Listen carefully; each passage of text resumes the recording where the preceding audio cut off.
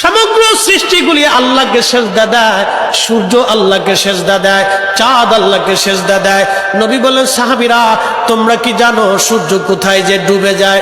সাহাবীরা বলেন, আল্লাহ রাসূলু আলাম, আল্লাহ জানে এবং নবী ভালো জানে। আল্লাহ নবী বললেন, সাহাবীরা রে, সূর্য যেতে যেতে আরশে মুআল্লার নিচে যায় আল্লাহকে সিজদা দিয়া সুবহানা রাব্বিল আলা বলে সূর্য পড়তে থাকে, আর সুবহানা রাব্বিল আলা বলে সূর্য তাসবিহ পড়তে থাকে, আর বলে, হে রব, আপনি যদি অনুমতি দেন পৃথিবীবাসীর জন্য আবার আলো নিয়ে ফিরে যাব, আর অনুমতি যদি না দেন আমি আপনার কুদরতি কদমে সিজদায় পড়ে পড়ে কাঁদতে থাকবো। আল্লাহ নবী বললেন, সূর্য থেকে আমার রব অনুমতি দেওয়ার কারণে সকালবেলা তোমরা সূর্যের আলো পাও, কিয়ামতের পূর্ব সময় অনুমতি দেবে না, দেবে না, দেবে না।